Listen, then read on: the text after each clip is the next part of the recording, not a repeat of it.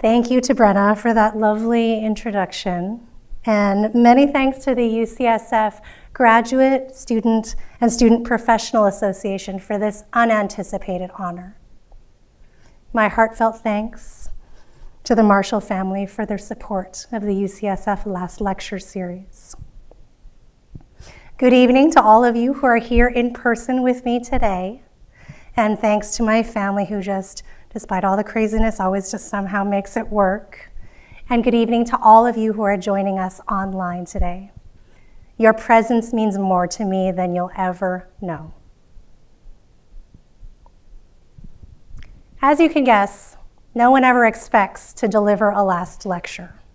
It's exciting and 100% overwhelming all at the same time. When you're told you get a chance to deliver the last lecture, you think, I've got to do something big. Maybe it's love, death, the fate of humanity in a technology-driven world. What to say, what to say. I will be turning 50 this year. Ooh, thank you. Thank you to all of you that are all 50 and above, and those of you that are about to be 50. So it may not come as a big surprise that what I've been thinking about a lot lately has been the concept of time. Not just time, really also the idea of doing time. And doing time in fill in the blank here. Could be any profession, could be where you are now, could be practicing as a student or whatever you're doing. For me, it's doing time in academia and doing time in healthcare. Because in academia and healthcare, we're always doing time. Patient appointments in 20 to 30-minute blocks. The meetings that start on the hour, 5 minutes after, 10 minutes after, you never can tell, so you're either early or late, depending on how you calculated your time.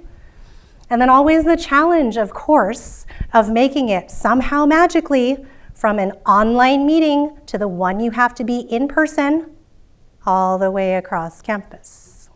You need to reinstitute the whole pneumatic tube system to deliver people instead of items. I'm still on that train. There has been a lot already written in literature about the sociology of time in medicine. From the concepts of time, generating co-experiences of illness for clinicians and patients. The concept of relational care, that care is composed of time and attention. And also the idea that your professional identity has to be shaped over time, longitudinally. Probably, most frequently,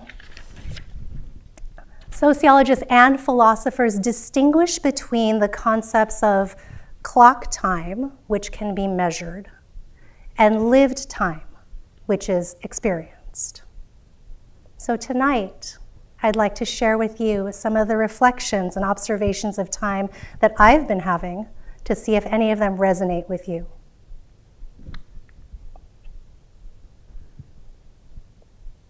We all know time. It's kind of a funny thing, right? It tends to misbehave by speeding up when we really don't want it to, when we want it to slow down, and going really slowly when we need for it to go faster. So during the early part of our career, I think many of us are really rushing through time. It can't seem to go fast enough for us. You've got the next steps, the milestones you've got to achieve. And for many of us, I think we start getting into this like checklist sort of mindset. I've got to do this, I've got to do this, I've got to do this. And in some careers, honestly, it really is the cultural norm and expectation. If you're not moving up the ladder on a certain timeline, you're not cutting it. It's not going well if you're not kind of at those time points. Your trajectory is wrong if you're not making it. So a lot of this is time pressure right? Time pressure when you're early in your career, that adds to this feeling that time is just something you have to kind of like get through it. You're pushing through it, right? I think about this a lot in the many conversations I've had with students, with mentees, and really, early on, right, in their first year of their first year of training, they meet with me, they're really excited, and they rattle off the specialty areas they're going to practice in, the jobs they're going to have in certain order, that they're going to acquire those jobs. And don't get me wrong, it's wonderful to know what you want. And yet, it is also possible to be so focused on where you should be at a certain time that you give fewer of those spontaneous yeses, or notice less the random serendipitous events that can shape your path in ways that you could never even imagine. I think like many of us here at UCSF, I consider myself a clinician, a pharmacist specifically, an educator, and a scientist. We all wear our three-legged stool. If you're looking for some inspirational story about how I got into pharmacy, I'm afraid I'm going to have to disappoint you. It's really boring.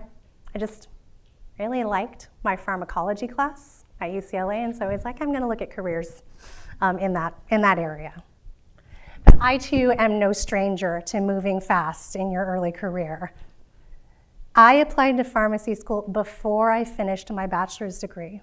And that was back when you could actually do that. Can't do that anymore. It's not possible to do that.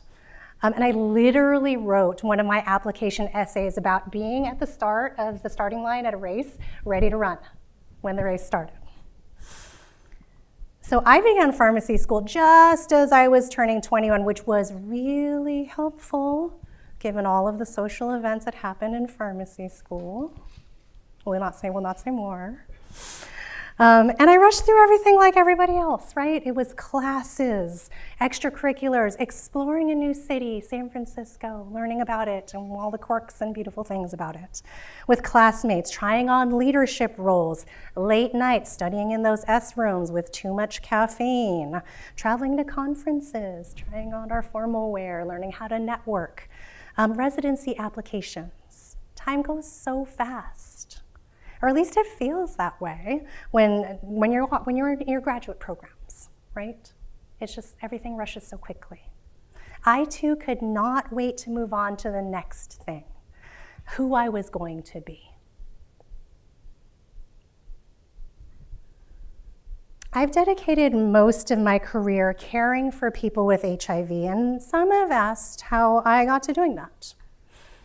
Intellectually, the HIV antiretroviral medications are always intellectually stimulating because they are always evolving. They're continually evolving. They're evolving now. So HIV medicine moves really quickly, and it's a lot of fun, right? Very nerdy, but that's the truth of the matter. But with absolute certainty, it was one of those moments where time slowed down, where I allowed it to slow down, that solidified my pathway to service in this area.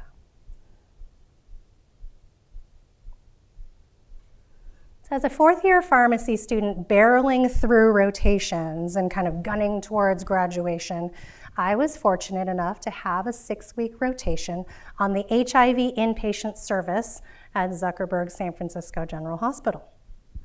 We were a really tiny team. It was me and 2 other medical students. That was it. And often, for better or for worse, we were left to our own devices for many hours until attending rounds in the afternoon. So students will do what students will do, right? We'd work up our patients, which is what you're supposed to do as a student, and then we would retreat to our little consult room, which affectionately was, and I don't know if it still is, known as the Bat Cave, because the Bat Cave had 0 windows, barely any light, and no air circulation in the Bat Cave. So we'd spend our time working up the patients and kind of checking in and chatting in the Bat Cave.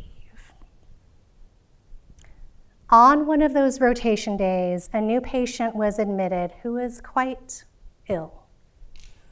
She had contracted HIV through intravenous drug use and developed pneumocystis pneumonia. Then she delayed treatment until she was finally being wheeled through the front door of San Francisco General Hospital in a wheelchair due to a pneumothorax. She had developed a hole in her lung, and it was impairing her breathing. It was our job. We were on the HIV inpatient service, so the student team went in to interview the patient, ask her questions, learn about her case, acquire her history. She answered questions, but quite curtly. Never rude, always short, always guarded. She never engaged, never expressed any emotions, always very stoic. This went on for several days. So here we are, bright, eager, students like, hey, you want to talk to us? And she's like, no, not really. Don't really want to talk to you guys. Again, very, very polite. The same type of brief replies we were getting. And one day as we were exiting the room, I overheard her ask the nurse if she could get just a little bit more pain medicine. And I also heard the nurse reply to her very kindly, I'm really sorry, honey. I can give you another dose in about an hour. And she just said, okay, and kind of returned to herself. It took that moment as we were leaving the room to turn back around and look at her. I mean, really look at her. She was so young. And in that moment, really just not much older than myself. And she looked so tiny in that large hospital bed.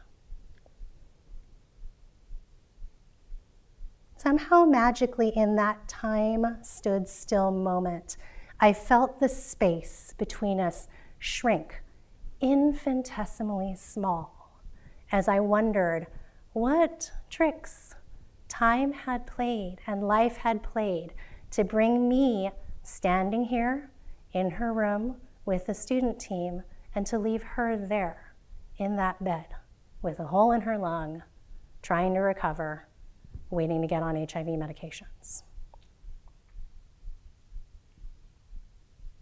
It stayed with me throughout the rotation.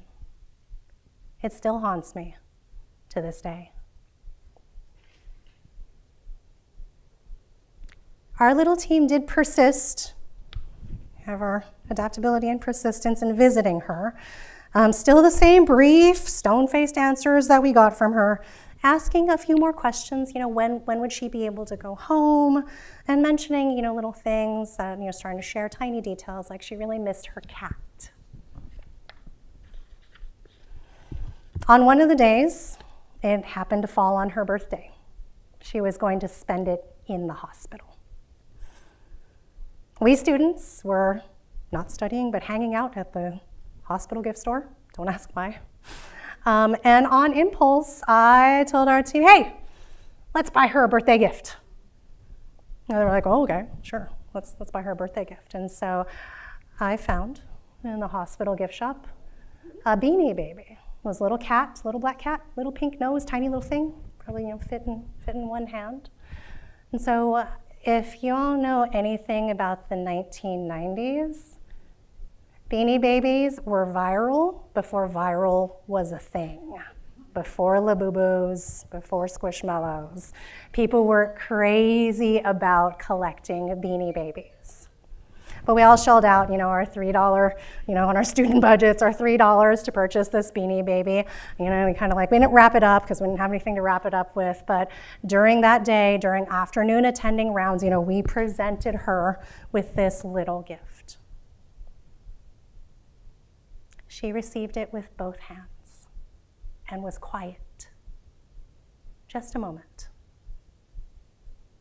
And then, to probably everybody's astonishment, including the attending physician's astonishment, that woman climbed out of bed, IV tubes dangling, came over and hugged each one of us.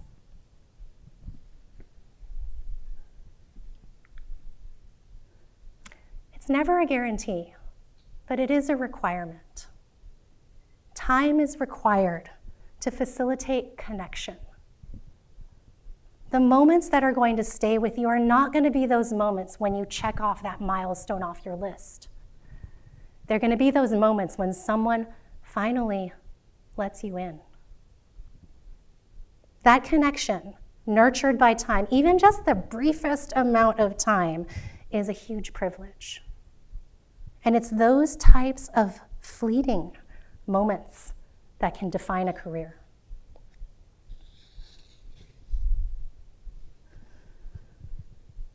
We focus a lot on our own individual time, but time spent in healthcare is inherently collective. We never do time alone. Others are doing time alongside us. Our patients are doing time, right? They're working to navigate complex systems. They're barreling through our confusing care pathways. They're devoting time, trying, sometimes more successfully than others, to implement those challenging therapeutic lifestyle changes they need to improve their health. We spend that time in partnership during patient visits. And it's really easy to get caught up in the tasks that have to be completed. The next patient appointment that you're already running behind on. The system really pushes us to be focused and efficient. We have to be. And yet, those 20 to 30-minute appointments can add up to become something greater, especially when just a few of those minutes are carved out to ask a few questions with genuine curiosity. How are you doing? How's your family? What's going on in your life? That's when time transforms from just work to the vehicle that brings the most incredible gifts of shared laughter, shared sadness, shared joy, and hope. I've had the privilege of meeting children and grandchildren. I have watched people facing the end of life with dignity.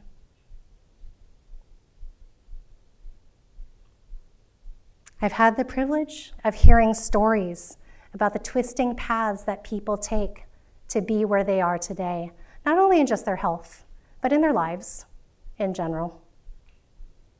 It's a little bit mind-blowing that I have certain patients that I have known since I first started in healthcare.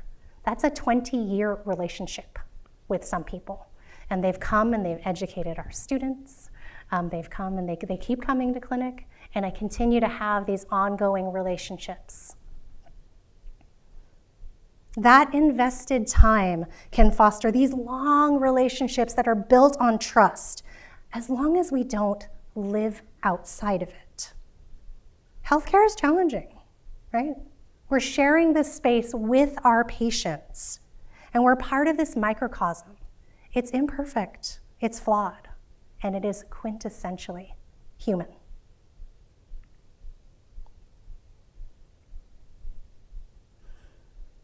You've probably all seen some version of the life allocation calculator. It's this attempt to mathematically apportion certain important things like sleep, work, family, exercise, to try to give you a visual perspective of what time you have remaining in order to give you a different perspective. Some organizations calculate that over the span of our lives, we spend about 80,000 hours of those waking adult hours at work. And over a career, may actually be closer to 90,000 hours if you actually run the numbers. Either way, it's an enormous amount of time. And as with all things, time is a balance. Again, it's in some places it's commonly expected that you're going to change jobs after a certain time, and normalized again that you have to keep moving up the ladder or moving in XYZ direction in order to be successful. Quick, quick, quick. Mind your time. Keep moving on to the next thing. Change can be good. It can reduce burnout. It can result in higher pay. It can result in different opportunities. Now, somewhat in contrast to that, I've been in academia my whole life, so I have not had those opportunities to change jobs in that way or follow that pathway. But maybe it's because the university is so big. There are jobs within jobs here at UCSF, for better or for worse. I'm still doing something different every day. So when you do stay within an institution, it's a striking fact that the people you work with become the people that you spend a huge portion of your conscious waking life with. Shared experiences, shared time with coworkers can be extremely satisfying.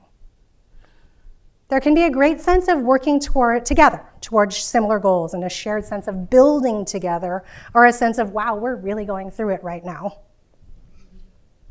Shared time provides an opportunity to build collective resilience, empathy, patience, and a willingness to support each other.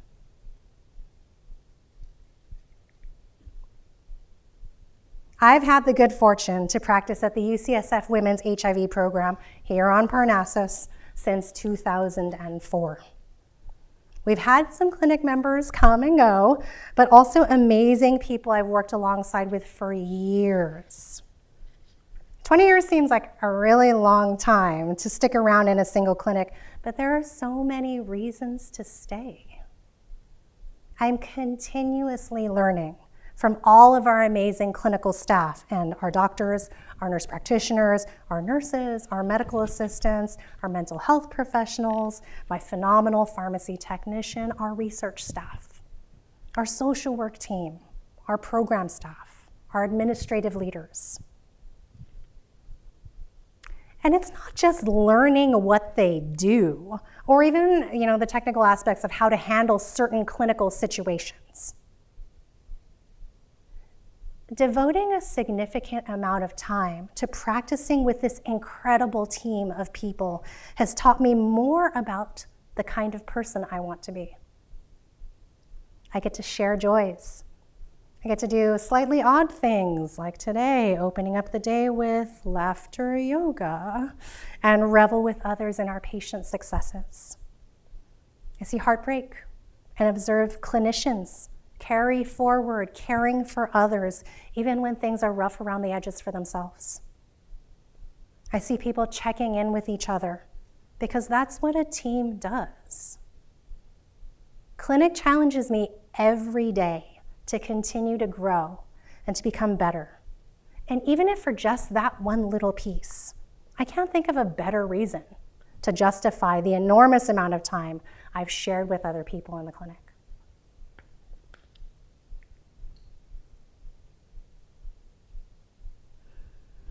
Over the course of your career, over time, this little line, like a little distinction, is made.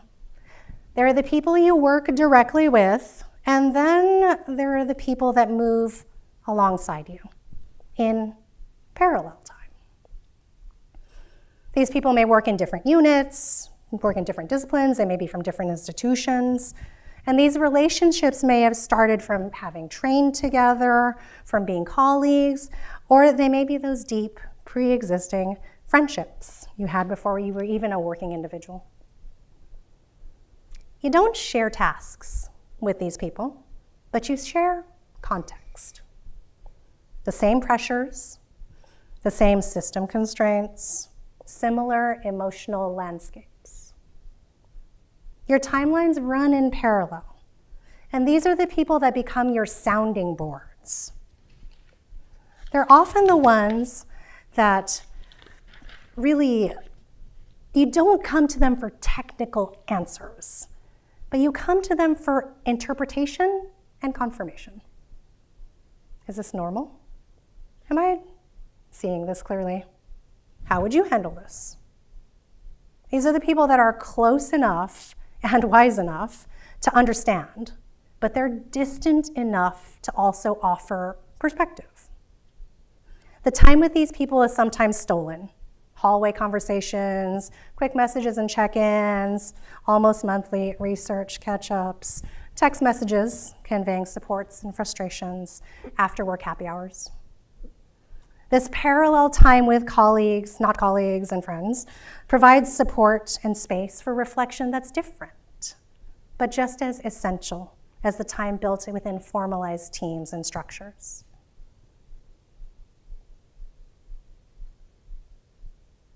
Time is asymmetrical. We want to take time, but frequently the switch is kind of flipped and we're being asked to give time. And that's part and parcel of the whole kind of doing time kind of thing. Devoting time to students and mentees is sometimes experienced as an added demand in an already constrained schedule. Teaching, it slows you down. It has to, on purpose, right? No judgment, no negative connotation to that. It just does. Teaching requires explanation, observation, and patience in the moments when efficiency would probably otherwise take priority. Our students and our trainees, they're not just learning the tasks, they're trying to understand the work, how to hold it, how to participate within it. So teaching, at least good teaching, good mentoring, it requires presence, not just supervision. I say time is an asymmetrical commodity because the impact of your offered time is kind of unpredictable. You can't definitively know how a brief conversation, an encouraging word, the not so technical explanation that finally lights the proverbial light bulb, you just don't know. You don't know how that might spark something much, much larger and that takes a life of its own. So as an educator and a mentor, you just have to give it to the universe and kind of hope for the best. Now, I doom scroll just like everybody else, but otherwise I am terrible with social media. I joined LinkedIn because I'm supposed to, but really to try to separate out kind of the cute animal dopamine hits from professional communications. And in spaces like that, I sometimes get to see the echo or the whisper, the shadow of the impact of invested time. I'm paying attention, status updates, new jobs, the random message on LinkedIn. And those random messages inevitably start with, you probably don't remember me, but I do. Now, after teaching 20 generations of student pharmacists and students across all of UCSF, I may not remember exactly which class you graduated from. But it's hard to forget faces. It's hard to forget names once you're prompted with them. The time return on investment here isn't usually the big fireworks. It's really sharing these like little successes. I got my residency program. I really enjoyed meeting your patient in class. I'm scared, terrified, and totally excited. I'm starting at a new company. Fairly recently, I gave what I consider kind of a standard lecture on the introduction to the social determinants of health for the regular volunteer orientation for the Mabuhay Health Center, which is a student-run free clinic here at UCSF, also a student service learning experience. So we have volunteer orientation every year. It's all of the incoming, not just UCSF students, but mostly actually our aspiring pre-health students. So pretty standard. Didn't think much of it. I've served at the Mabuhay Health Center as a co-faculty advisor for over 15 years now with my partner, Dr. Ron Lebugin. This is invested time. But for volunteer orientation, I didn't really think much of it. And then one of my mentees said, hey, I was in a medical school interview, and in one of the questions, I totally applied the concepts from your social determinants of health talk. I blew that question out of the water. I was like, yes, good for you.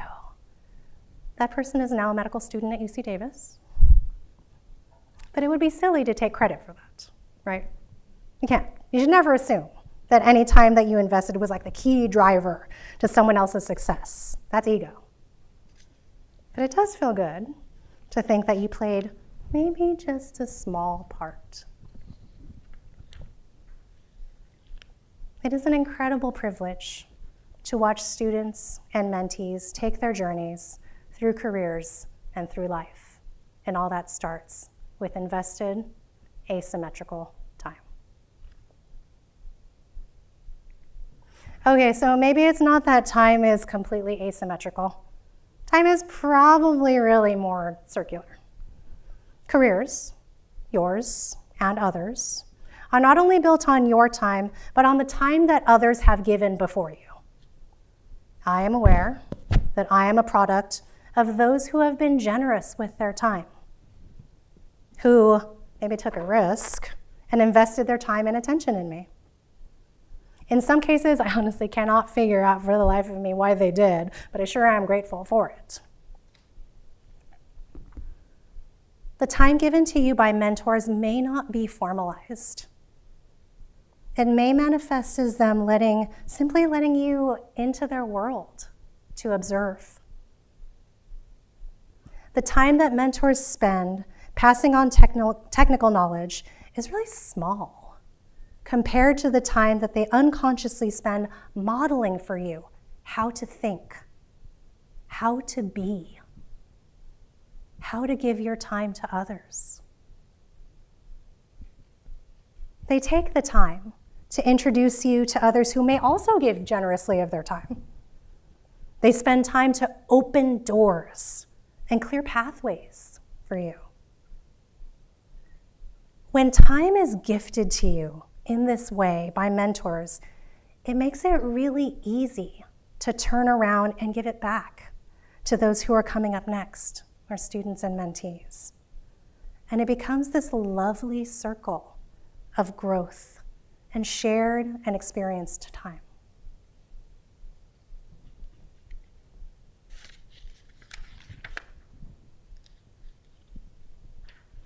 All of the opportunities that I have discussed tonight to spend time with patients and colleagues, to teach students and mentees, only exist because, again, someone before me made that possible.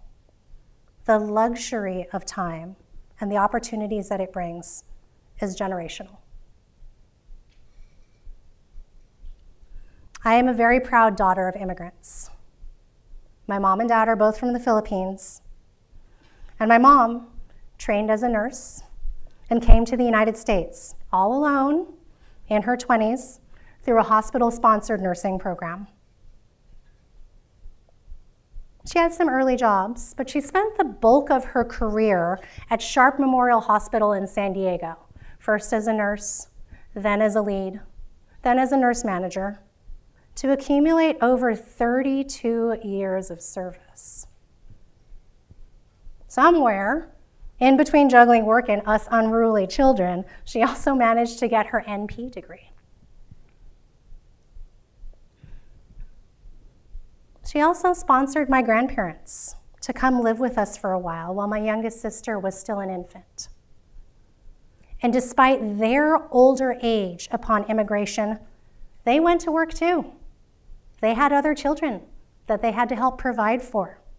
They devoted years to the hotel resorts that they serviced until they finally retired after supporting my aunts and uncles.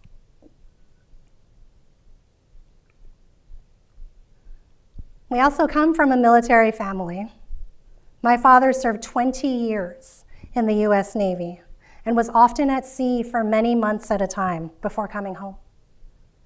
I still have letters that he wrote to me when I could barely even read. I wasn't old enough, quite frankly, to read them. Be good. Help your mom. Take care of your sister. My mom was college educated, But my dad said he and his younger sister always wanted to go to school. It just really wasn't in the cards for them due to life circumstances. He took a few classes here and there after he retired from the Navy. But his years of service and the time that he spent during those long months at sea resulted in the military-based college support for my public undergraduate tuition and my public graduate school tuition. That military time is really extensive in our family. My older sister with 30 plus years after retirement in the National Guard, others in our family who have done their time. Even our grandfather, my father's father, after immigrating and spending time in the fields, actually here in the Bay Area as a farmhand, had his early years and his early career in the US Navy.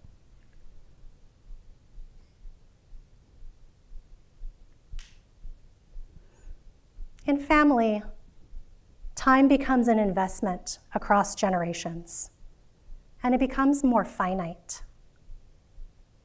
For some, time perception completely changes when you become a parent. Before that, the luxury of time was really my own, so career-focused and sometimes shared with my very, very, very patient husband. Then there is the after, when time suddenly feels more fragmented and precious. You have to balance the pull of finishing just one more thing to being present with a child who is growing up or with a parent who's growing older. I have many questions for my dad, and I know someday my son will too. But that opportunity has been diminished by Parkinson's dementia. So there may be some questions that we will never have completely answered. When time feels more finite, you start to see more clearly what it means to choose where you place it. And again, what a privilege it is to be able to do so.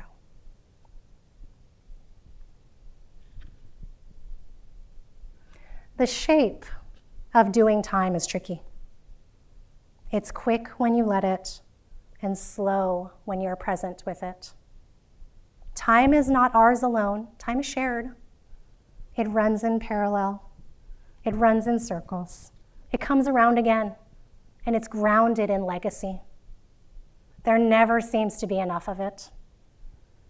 There's so much about the shape of doing time that's just too vast to understand. It's going to take a lifetime, and maybe more, beyond. But if there is one piece of advice that I would leave you with tonight, it would be this. Strive.